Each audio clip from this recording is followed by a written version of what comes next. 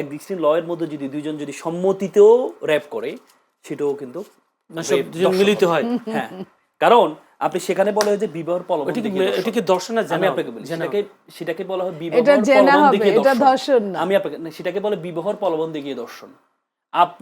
আপনি ঢাকা কোর্টে 99% দর্শনের মামলা হয় হচ্ছে বিবাহর প্রলোভন দিকে। মানে কি, দুইজনে একসাথে একটা হোটেলে গিয়েছে, কক্সবাজার গিয়েছে, দুইজনের সম্মতিতে তারা একসাথে ছিল, দুইজনের সম্মতিতে তারা ইন্টারকোর্স করেছে, পরবর্তীতে দুইজনের কথা কাটাকাটি হচ্ছে, পরে মেয়ে কি করছে তার বিরুদ্ধে দর্শনের মামলা করে দিচ্ছে। মনে করছি যে এটার সাথে আমাদের যে সন্দেহটা ছিল যে হাদি হত্যার সাথে, আমরা তো আসলে কথা নিতে পারি না।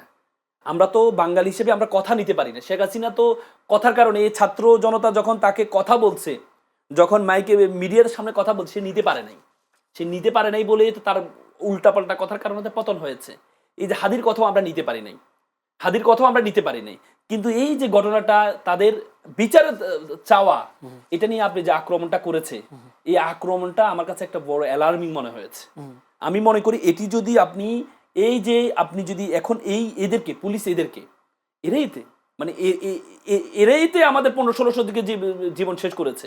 তো সুতরাং এদেরকে যদি আপনি বিচার আওতা না নিয়ে আসতে পারেন, আপনি যদি এই যে প্রত্যেককে যদি একইভাবে হ্যান্ডেল করতে চান, কেন আমরা দেখি নাই 30 দিন 35 দিন যমুনার সামনে অবরোধ করে ছিল, তাহলে হাদির নিষেধাজ্ঞা, হ্যাঁ, তাহলে আপনি এত অ্যাগ্রেসিভ হবেন কেন? তাদের আগ্রাসনটা আপনি দেখেন, অ্যাগ্রেসিভনেসটা দেখেন, দেখলে মনে হবে যেন এরা হচ্ছে ছাত্র জনতা ওদের মূল শত্রু।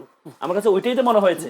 ছাত্র জনতা কিন্তু আন্দোলন শুধু আওয়ামী লীগের বিরুদ্ধে করে নাই, ফ্যাসিজম শুধু আওয়ামী লীগের লোকজন করে নাই, আওয়ামী লীগের যে পুলিশ বাহিনী, আমি কিছু পুলিশকে আমি সম্মান রাখি, কিন্তু আমরা এখনো এমন কিছু পুলিশ তৈরি হতে দেখেছি। ডিবি হারুনকে আমরা একসময় ভয় পেতাম, সে ডিবি হারুনের মতো কিছু ব্যক্তি এখন কিন্তু আমাদের আশেপাশে দেখা যায়। ডিবি হারুনের মতো ওই ব্যক্তিগুলো কিন্তু দেশের জন্য আবার আরেকজন ডিবি হারুন হয়ে আসে। আপনি এখন আন্দোলন কি মানে স্থিমিত হবে বলে মনে হয় নাকি?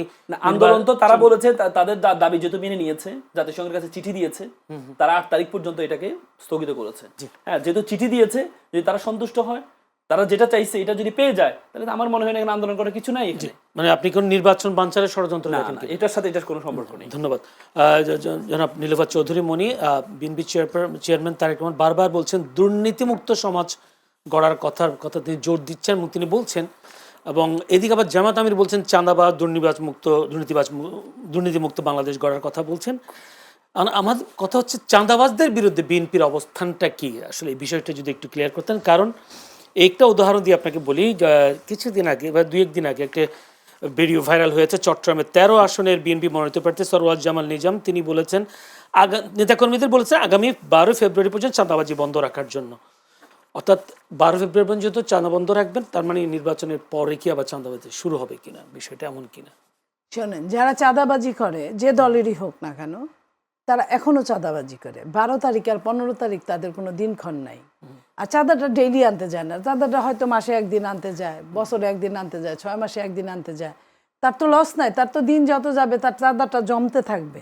যারা শয়তানি এই ধরনের কাজ করে, আমার নেতা জনাব তারেক রহমান উনি বলেছেন যে আমি তো একমাত্র, আমার কাছে কোনো ক্ষমতা নাই, আমি সরকারি দলও না বিরোধী দলও না, আমি একমাত্র পারি বহিষ্কার করতে, এর বাইরে আমি আইনের আওতায় আনতে পারি না।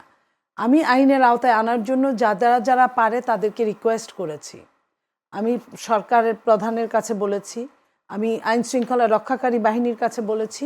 হ্যাঁ, তবে তারা যদি না করে, আমার এইখানে এই মুহূর্তে কিছু করে না, আমি বহিষ্কার করতে পারি, সেটা করেছি।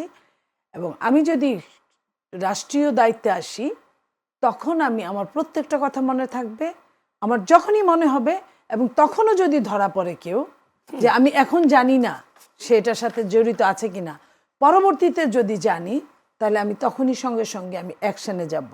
তখনকার অ্যাকশন মানে সরকারে থাকলে অ্যাকশন মানে হলো বলার সাথে বলতেও হবে না পুলিশ তাকে অ্যারেস্ট করে। এখন মনে আছে আমি বলি দেশনেত্রী বেগম খালেদা জিয়ার শাসন আমলে আভ্যন্তরীণ কুন্দলে ইলিয়াস আলী কিন্তু জেলে গিয়েছিল, আভ্যন্তরীণ কুন্দলে হাবিবুন্নবী সোহেল খান জেলে গিয়েছিল, আভ্যন্তরীণ কুন্দলে পিন্টু ছাত্র দলের পিন্টু সাহেব জেলে গিয়েছিলেন। এই যে আমি 3টা দিলাম, যেটা অন্য কোনো দলে সম্ভব না, এটা আমাদের দলে হয় এবং এটা যে হবে আমি শিওর এইখানে।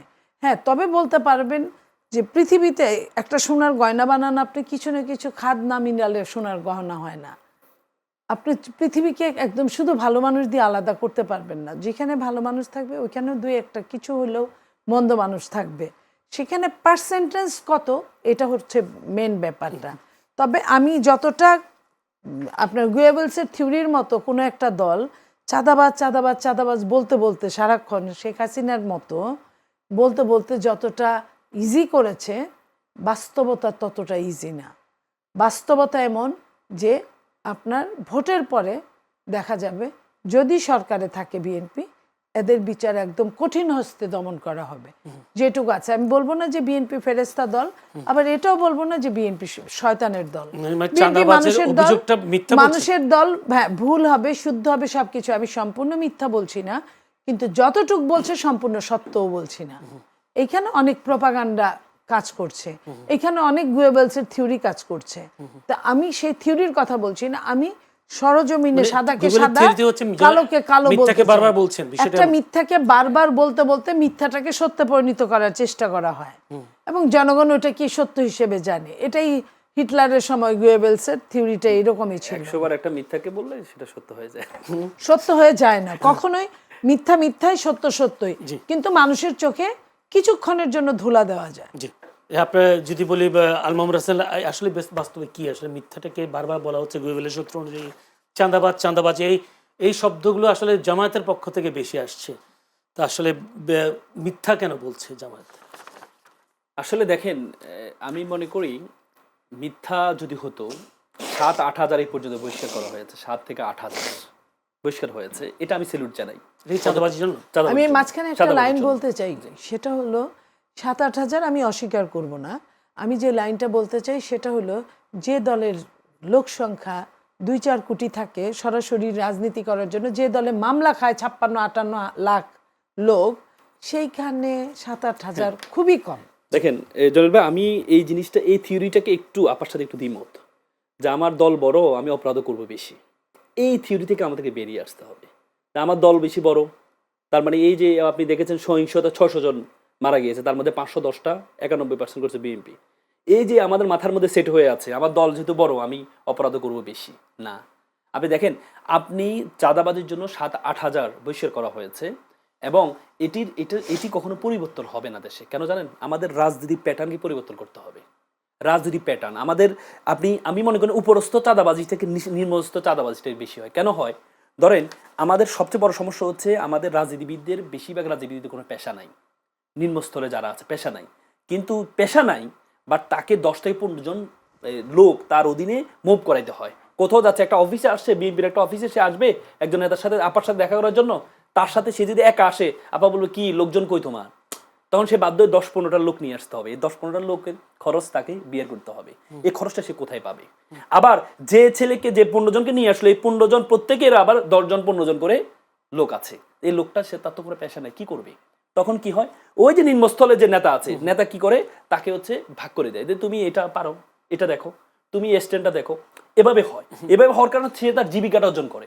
এখন দেখেন, এর বিপরীতে জামাতের কেন চাঁদাবাজিটা কম?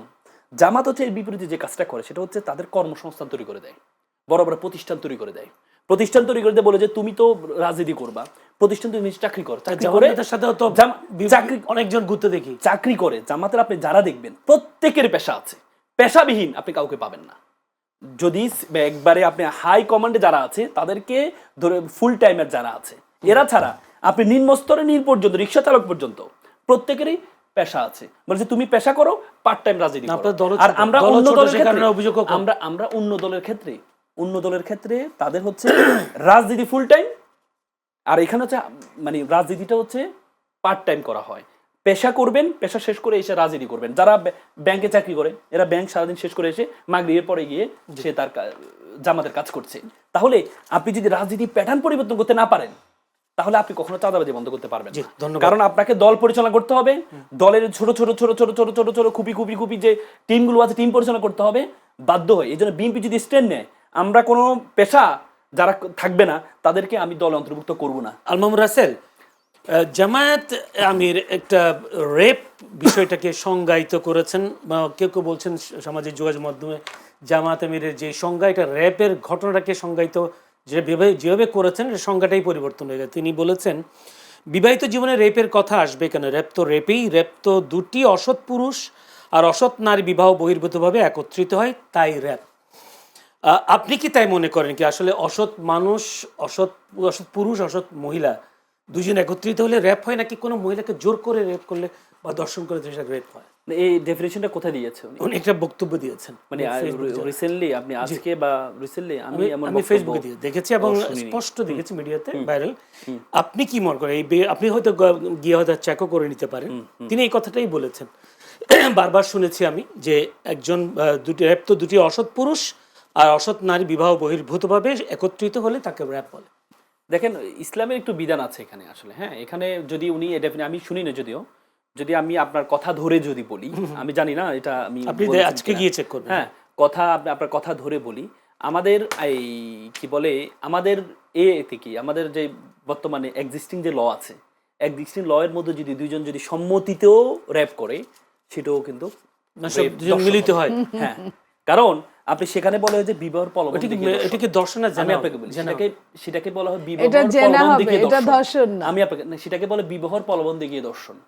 আপনি ঢাকা কোর্টে 99% দর্শনের মামলা হয় হচ্ছে বিবাহর প্রলোভন দিকে। মানে কি, দুইজনে একসাথে একটা হোটেলে গিয়েছে, কক্সবাজার গিয়েছে, দুইজনের সম্মতিতে তারা একসাথে ছিল, দুইজনের সম্মতিতে তারা ইন্টারকোর্স করেছে, পরবর্তীতে দুইজনের কথা কাটাকাটি হচ্ছে, পরে মেয়ে কি করছে তার বিরুদ্ধে দর্শনের মামলা করে দিচ্ছে। তখন দেখে কি তখন পুলিশ প্রথমে যে ইনিশিয়াল মামলা নেওয়ার আগে কি দেখে জানেন, একসাথে তাদের কোনো ছবি আছে কিনা, যে তারা হোটেলে গিয়েছে তখন হোটেলের রেজিস্ট্রিটা দেখে যে হোটেলের রেজিস্ট্রির মধ্যে তাদের নাম আছে কিনা। তার মানে কি দুইজনে স্বাক্ষর দিয়েছে রেজিস্ট্রি বইতে, হোটেলে যে রেজিস্ট্রি বইতে। এরপরেও রেপ হিসেবে, দর্শন হিসেবে মামলাটা গ্রহণ করা হচ্ছে। এটা তো আমাদের এক্সিস্টিং লতে আছে। এটা তো হয়তো মানুষকে এটা তো আমাদের এক্সিস্টিং লতে আছে, ঝামেলা ফেলবার জন্য না, ঝামেলা ফেলার জন্য না। এটাই তখন আমরা কোর্টকে বলি যে বিজ্ঞত এটা তো সম্মতিতে হয়েছে, দুজনে একসাথে সম্মতিত হয়েছে। কোর্ট বলে যে এই যে সম্মতির ক্ষেত্রে এখানে একটা শব্দ ছিল, সেটা হচ্ছে যে তুমি যদি তোমাকে আমি বিবাহ করব, সুতরাং আমরা একসাথে হই। তখন বলে যে প্রলোভন দেখিয়ে দর্শন। তখন বলে এই যে আমাদের অপরাধ হওয়ার জন্য আমাদের আইনে দুইটি প্রয়োজন হয়, একটা হচ্ছে মেন্স রিয়া আর হচ্ছে অ্যাক্টাস রিয়া। মেন্স রিয়া মানে হচ্ছে আপনার গিলটি মাইন্ড থাকতে হবে, আর হচ্ছে অ্যাক্টাস রিয়া মানে কাজটা করতে হবে। তার মানে অ্যাক্টাস রিয়া থাকতে হবে, মেন্স রিয়া। গিলটি মাইন্ড মানে আমি তোমার সাথে সম্মতি হচ্ছি, কিন্তু আমি তোমাকে একটা কমিটমেন্ট দিয়েছি যে তুমি তোমার সাথে কি আমি কি করবো, তোমাকে আমি বিয়ে করবো। যখন আমি বিয়ে করছি না তখনই বিয়ের প্রলোভন দেখিয়ে দর্শক। এবং 99% আপনি একবারে করে দেখবেন 99% মামলা এই সম্মতিত হওয়ার পরেও দর্শন হয়। ইসলামের ক্ষেত্রেও সেম। আপনি যদি সম্মতিত করেন, এটাকে জানা বলে আর কি ইসলামে বলে যে আপনি যদি সম্মতিত করেন, দুইজনে সম্মতিতে করলেন, বিবাহ বহির্ভূত যদি আপনি কোনো রিলেশনশিপে জোর করে যখন দর্শন হয় কি হবে, সেটাও দর্শন।